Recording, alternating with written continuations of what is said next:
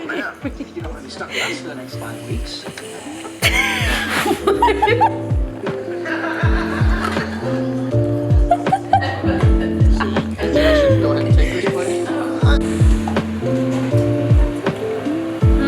Do you have anything to say? I need my second cup of coffee right now. What about for Megan? Happy birthday! I promise I love you. We're attempting to make this without the correct ingredients. Happy birthday!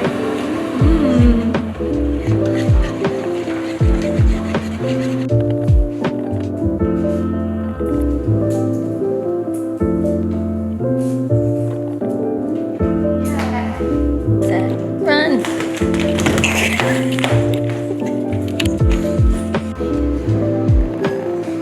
Yeah, I mean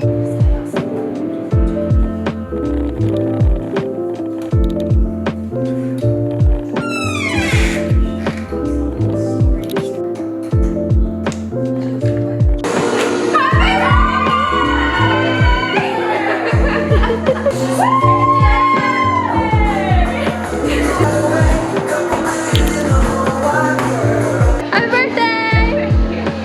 Oh. This is gonna be me all day long. Well.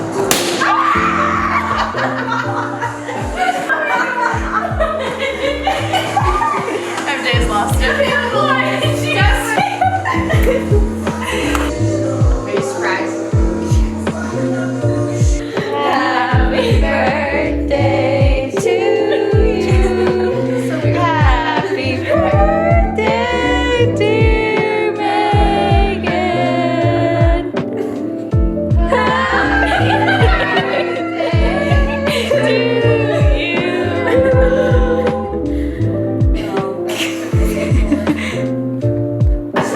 3, 2, 1.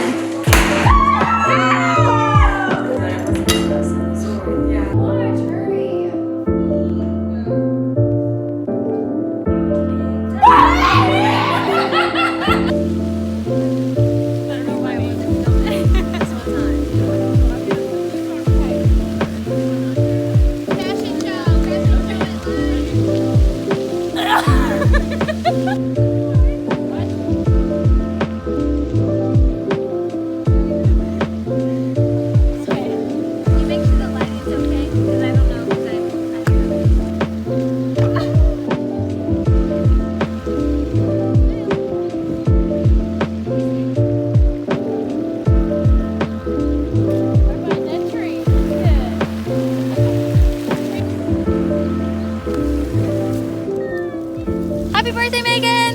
Will you get one of me and Megan? I guess. Happy birthday, Billy! Wow. Where should we go?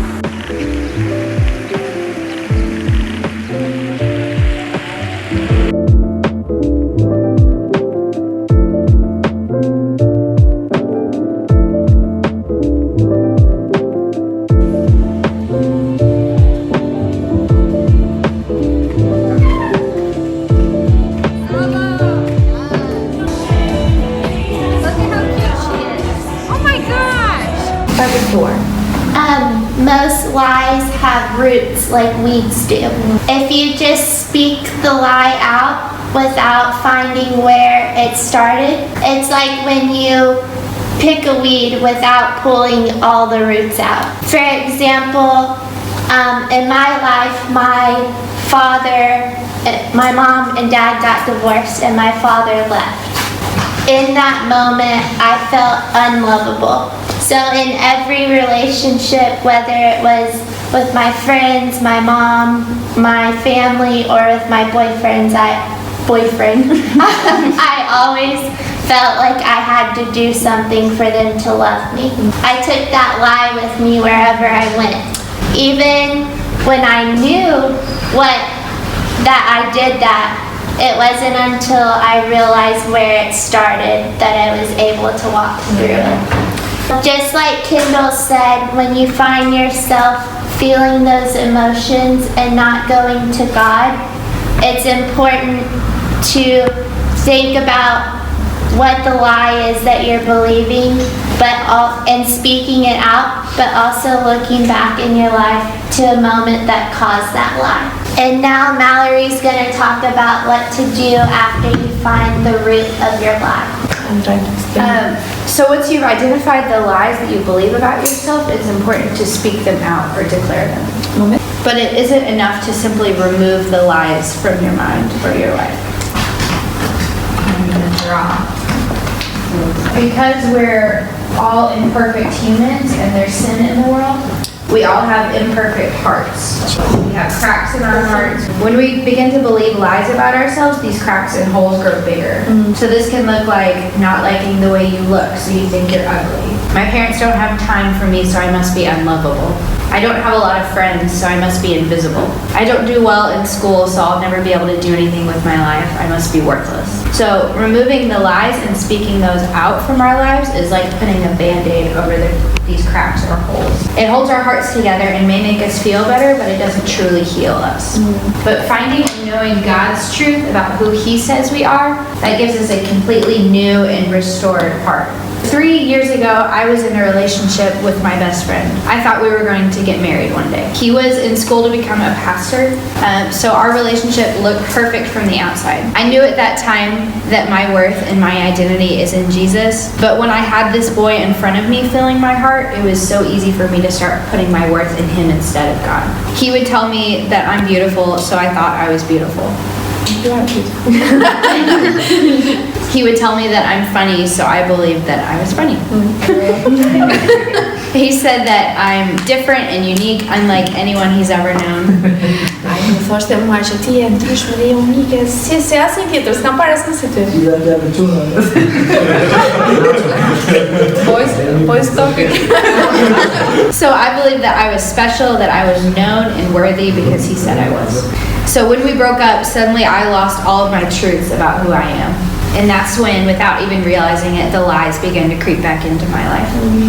I no longer had anyone to tell me who I am, so I let the world tell me who I am.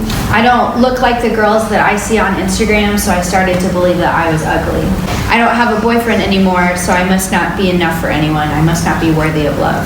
Eventually, I had to find God's truth of who I am. So I started by just reading the Bible and reading God's truth. He says that I am loved, chosen, beautiful, all of these things. But knowing truth and believing it are two very different things. So in order to start believing it, I still have to do this, but I started reminding myself every day of who God says I am. Sometimes I just write these things down, that I am loved, chosen. And sometimes I have to mentally remind myself, especially on the days that I'm really struggling to see my worth. And I've also built a community of people who remind me God's truth when I forget. So we want to help you identify the lies in your life, to speak them out, and then replace them with God's truth. So to show this, we have statements of who God says you are on the cross over here. In just a minute, we want each of you to take a few minutes to think about and write down the lies that you believe about yourself. You don't have to put your name, but when you're finished, you can choose the truth that cancels out the lie and leave your lie on the cross. And this is to symbolize leaving the lies we believe of who the world says we are at the feet of Jesus. So because we have a relationship with Him and He lives in our hearts, we can choose to take and believe His truths instead. So when I lost my boyfriend, I believed that I was worthless. I had to remind myself every day that God says I am His worthy child. So I would take the truth from the cross that says I am worthy, and we're all going to share our lies that we believed and the truth that we're going to take. Okay, so I believed the lie that I was not enough for someone. And the root behind that was I was in a relationship with this guy. And I had told him going into the relationship that one thing I was absolute about was that I wasn't going to have sex. And then I found out for 3 months he had been sleeping with his ex-girlfriend. So he cheated on me. It was because I wouldn't give him what he wanted, so he looked for that elsewhere. So walking away from that relationship, I felt like I wasn't good enough for him. That no matter what I dressed like, no matter what I looked like, no matter how my personality was, I still wasn't enough for him, that he had to go behind my back. So the lie was that I was not enough, or I am not enough. But the truth in Christ is that I am enough. That he sees my full worth and my value, and there's nothing that I could do or withhold from him that I still wouldn't be enough for him. So I would take from the cross, I am enough. No. Growing up, I was a very sensitive person, and my parents always told me that I had a very tender heart. When I found myself being upset or crying, I was told I was too sensitive. Slowly, I realized that emotions were weakness in my family, considered weakness in my family. So I started to believe that my emotions weren't valued in my family. I started to believe that emotions were weakness, which is not the case. So I believed the lie that I wasn't valued, but I would take up the truth that I am valued. I believed that I wasn't worthy because of what I had done in my past, because of all the people that I hurt, just mistakes that I made. But I am worthy because I am God's daughter. And my parents made sure that I always learned that God loved me and had something for me. Outside of my family, I struggled a lot. I was sexually abused by one young man. I was verbally abused by another young man. And then I was mentally abused by another one because he thought I was someone to joke around with. So because of all that, my lie was that no one will want me. That because of how these three men saw me, I wasn't someone that was whole, I was damaged. So the truth that cancels that out is that I am chosen. God has a specific purpose in my life because only I can fill that.